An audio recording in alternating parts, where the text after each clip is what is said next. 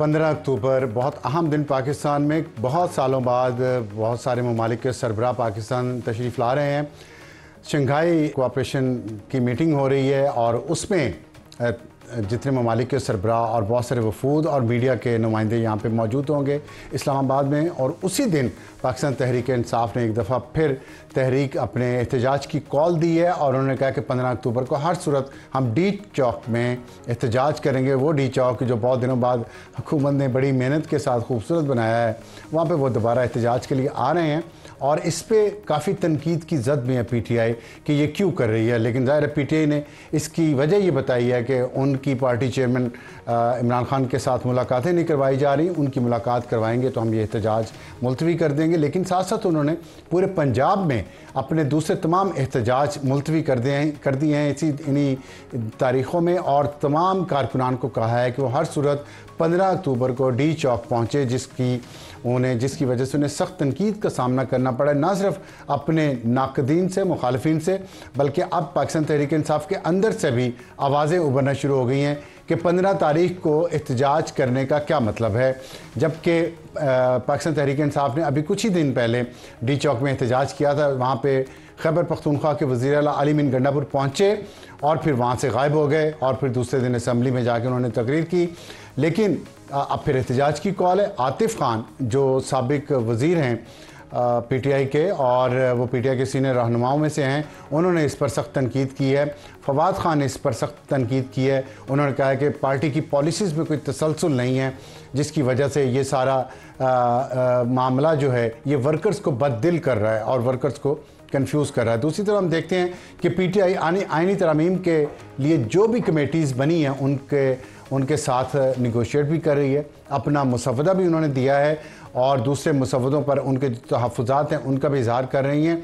तो ये जो फाइट टॉक चल रहा है, इससे पाकिस्तान में जो सियासी अदम इस्तेहकाम है, इसके असरात पाकिस्तान में मुआशी इस्तेहकाम पर क्या पड़ेंगे। और वो मुआशी इस्तेहकाम जिसके बारे में हुकूमत बहुत ढोल पीट रही है आजकल कि हमने पाकिस्तान की मईशत को सीधी पटरी पर डाल दिया है। लेकिन क्या इस सीधी पटरी पर यह मईशत इस सियासी अदम इस्तेहकाम के साथ रह पाएगी? इस पर बात करेंगे। आज हमें हमारी टॉप स्टोरी के लिए ज्वाइन किया सेनेटर मुसद्दिक मलिक साहब ने। पाकिस्तान मुस्लिम लीग नून के रहनुमा भी हैं और फेडरल मिनिस्टर बराए पेट्रोलियम। मुसद्दिक साहब अस्सलाम वालेकुम। जी बहुत शुक्रिया। ये बताइएगा कि जो पीटीआई ने एहतजाज की कॉल दी है, अभी एससीओ के हवाले से मैं सबसे पहले बात करना चाहता हूँ, क्योंकि बड़ी आपकी हुकूमत ये कहना चाह रही है कि बड़ी अचीवमेंट है हमारी। अभी एक हफ़्ता पहले यहाँ एहतजाज हो रहा था, कंटेनर से सफाई की, अब आपने खूबसूरत किया। अब क्या फिर अंदर खूबसूरत बागीचा होगा, बाहर कंटेनर लगे होंगे और मेहमान उन कंटेनर से बाहर नहीं आ सकेंगे? कैसे हैंडल करेंगे आप इस 15 अक्टूबर को? देखिए, इस दो जवाब। एक तो आपका मैंने इब्तदाइया सुना, माशाल्लाह बड़ा अच्छा इब्तदाइया था, उसमें आपकी इजाज़त से मैं कुछ इजाफत करना चाहूँ। जी बिल्कुल। पहली बात तो ये कि इसमें ना आपको परेशान होना चाहिए ना मुझे, ना हैरान होना चाहिए आपको ना मुझे। उसकी वजह यह है कि पीटीआई का कभी यह रवैया नहीं रहा। आप यहीं थे, माशाल्लाह आपको याद होगा 2014 में इसी तरह चीन के सदर आ रहे थे और यहाँ से वफूद गए, बाकायदा मिन्नत समाजत की गई कि 3 दिन के लिए आप एहतजाज, आपका हक है, 3 दिन के लिए मौखर कर दें ताकि चीन के सदर आ जाएं, पाकिस्तान की तरक्की होती रहे साथ के साथ। सियासत तो हमारी नोक झोंक होती रहेगी, नहीं रुके। और 1-1.5 साल के लिए पाकिस्तान की तरक्की जो है, इनका धरना नहीं मौखर हुआ, पाकिस्तान की तरक्की मौखर हो गई 1.5 साल के लिए। चलें इसको छोड़ दें। ये तो हम 11 साल से बात कर रहे हैं। चलिए आगे आ जाते हैं। IMF पे आ जाइए। IMF के 2 राउंड हुए हैं। पहले राउंड में आपको याद होगा क्लिप्स भी चले जिसमें वज़ीर जो उस वक्त मईशत के थे, वज़ीर ख़जाना थे, वो 2 सूबों के वज़रा को कह रहे थे कि IMF को ख़त लिखो पाकिस्तान के ख़िलाफ़। लेकिन IMF की शराइत पे सबसे पहले अमल भी तो उन्होंने किया। जी, लेकिन खैबर पख्तूनख्वा ने। मैं जो बात कर रहा हूँ वो तो सैबोटाज की बात कर रहा हूँ कि आपके सामने मुकदमा में ये पेश कर रहा हूँ कि ये सैबोटाज नहीं। मैं सॉरी टू इंटरप्ट यू, लेकिन ये मुकदमा हम बहुत बार पिछले 11 साल से टीवी चैनल्स के हर प्रोग्राम में टाइम में सुन चुके हैं। मेरा सवाल ये है कि आपका मुकदमा मजबूत है जी। हरासा करने के लिए, मुल्क को डीरेल करने के लिए तो 2-3 ही चीज़ चाहिए ना। अगर बाहर से लोग आए हुए हैं और कंटेनर्स लगे हुए हैं और फ़ोन बंद हैं तो उनको ये एविडेंस तो वो डी चौक में आके तो नहीं देखेंगे कि सिर्फ 30 लोग पहुंचे थे। या उन तमाम जगहों पे जो 5 जगह जहाँ पे एहतजाज की कॉल दी गई थी, कहीं 500 लोग थे, कहीं 700 लोग थे, वो आके वो तो नहीं देखेंगे। वो तो देखेंगे कि एक इंतशार की फ़िज़ा है, इस मुल्क में क्या हमने इन्वेस्टमेंट करनी है। यहाँ पे तो ये एक दूसरे को कह रहे हैं, हमसाए मुल्क को, दुश्मन ममालिक को कह रहे हैं कि आके मेरे जलसे से खिताब करो। और वो रत वाली बात जो वहाँ पे उन्होंने की थी बांग्लादेश में, वो बात पाकिस्तान के डी चौक में होनी चाहिए।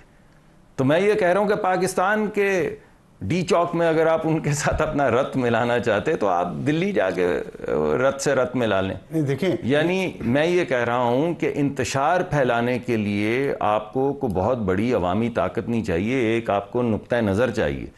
अगर आपके दिल में आप ठान लें, कोई सियासी जमात ठान ले कि आपने मुल्क को बर्बाद करना है हर जगह पे, चाहे अमेरिका में कांग्रेस में मिलियंस ऑफ डॉलर्स खर्च करके आप पाकिस्तान के ख़िलाफ़ कोई तहरीक पास करवाएं, रेजोल्यूशन पास करवाएं, चाहे आप डेविड फैंटन को जो 30 साल से पाकिस्तान के एटमी प्रोग्राम के ख़िलाफ़ काम कर रहा है उसको मिलियंस ऑफ डॉलर्स देकर हायर करें एज अ लॉबिस्ट, पीटीआई का lobbyist in the United states, एक ऐसा शख्स जो 30 साल से पाकिस्तान के एटमी प्रोग्राम के ख़िलाफ़ बाकायदा कैंपेन्स कर रहा है और वो कॉन्सर्ट्स भी करता है।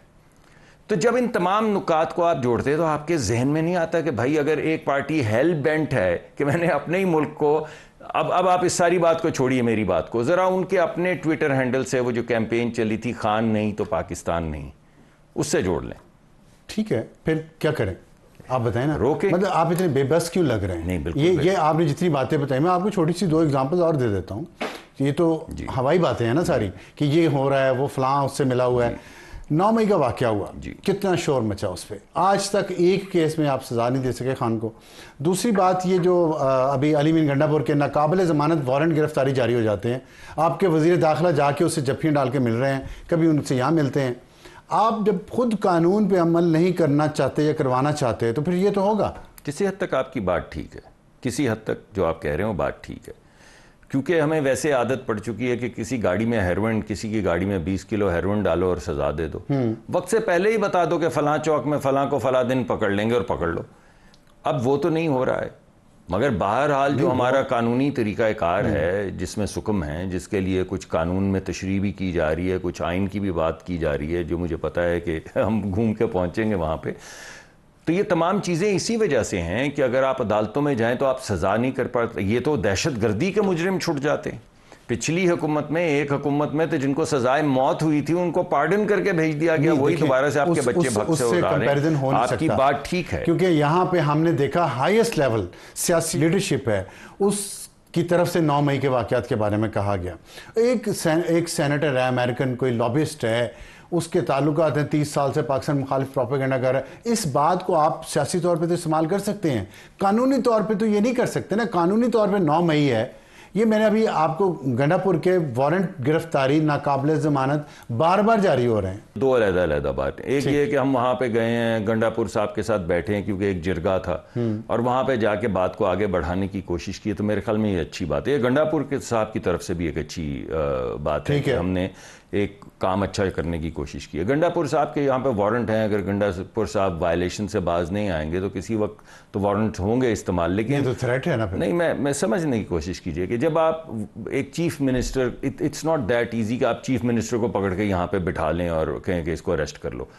सियासी तौर पे भी और इवन कानूनी तौर पे भी किसी एक सूबे के चीफ मिनिस्टर को अरेस्ट कर लेना is not going to be a small thing. नहीं, बात ठीक है आपकी। और अगर कोई वक्त पड़ेगा तो कुछ ऐसे फैसले करने पड़ेंगे मुश्किल।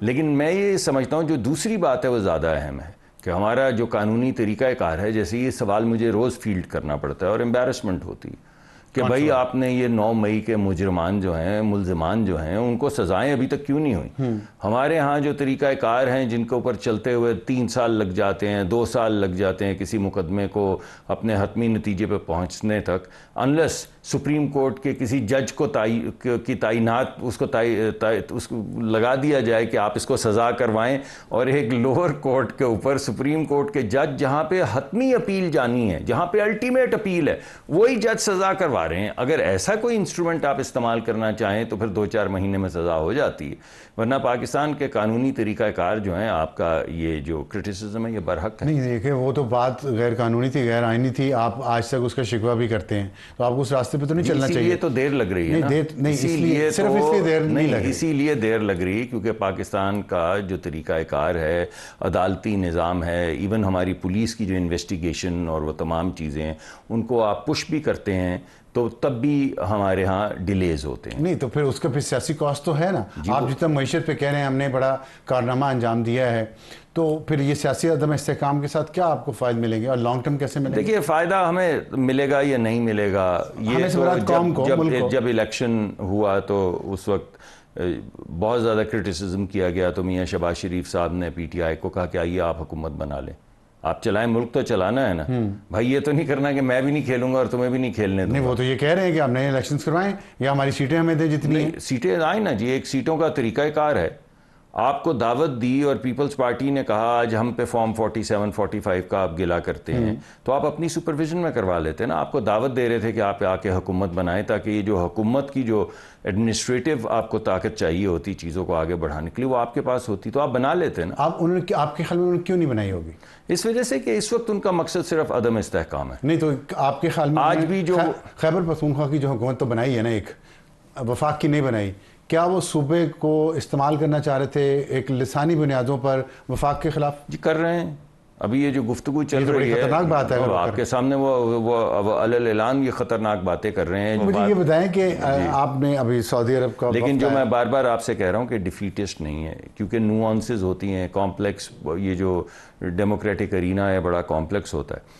तो आपके पास जब इस तरह की कोई चीज़ें होती हैं तो या तो बहुत हाई हैंडेड काम करें जिसके बाद फिर नताइज आपको काफ़ी भुगतने पड़ते हैं, या आप आवाम के पास अपना मुकदमा लेकर जाएं और आहिस्ता आहिस्ता अपनी कारकर्दगी के ज़रिए और एक नैरेटिव के ज़रिए, भलाई के ज़रिए मुल्क को सामने रख के लोगों का दिल जीतें। लेकिन अगर एक तरफ आप अपेरेंटली हाई हैंडेडनेस दिखाएं और दूसरी तरफ डबल गेम भी कर रहे हो, तो फिर तो मुल्क तबाह होते हैं ना। चंद एक लोग तो उसमें फ्लरिश कर जाते हैं, कायम रहते हैं अपने अपने उहदों पे, लेकिन मुल्क डबल गेम ज़रा मुझे समझाइए। यही आप PTI वालों से जाके पूछे, वो कहते हैं हाई हैंडेडनेस है, आप कहते हैं नहीं है, तो कहीं ना कहीं तो है ना कि वो एहतजाज एक दिन हो रहा है, दूसरे दिन नहीं हो रहा, एक दिन नाकाबिल ज़मानत वारंट गिरफ्तारी जारी हो रहे हैं, दूसरे दिन जप्पियाँ डाली जा रही हैं। तो ये नहीं मैं इसको एक तरफ तो, अगर आप इजाज़त दे तो वजाहत करना चाहूँगा। देखिए, बात यह है कि 9 मई का हवाला और 2014, मैं दोबारा से नहीं जाऊंगा क्योंकि आप कहेंगे आप पुरानी तारीख की तरफ जा रहे हैं। 9 मई तो अगरचे कोई पुरानी तारीख नहीं है, लेकिन बहरहाल एक ऐसी पार्टी जो 2014 के अंदर भी ये तमाम काम कर चुकी हो, पार्लिमान पे हमला, पार्लिमान पे कब्ज़ा, PTV के ऊपर विक्ट्री के निशान वगैरह वगैरह,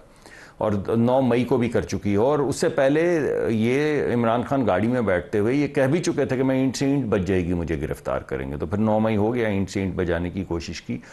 ऐसी पार्टी जब ये कहे कि हम आ रहे हैं, हम बलवाई लेकर आ रहे हैं, हम जेल तोड़ के अपने कैदी छुड़ा के ले जाएंगे, तो फिर वफाकी हुकूमत के पास ऑप्शन नहीं रहती उसको रोकने के सिवा।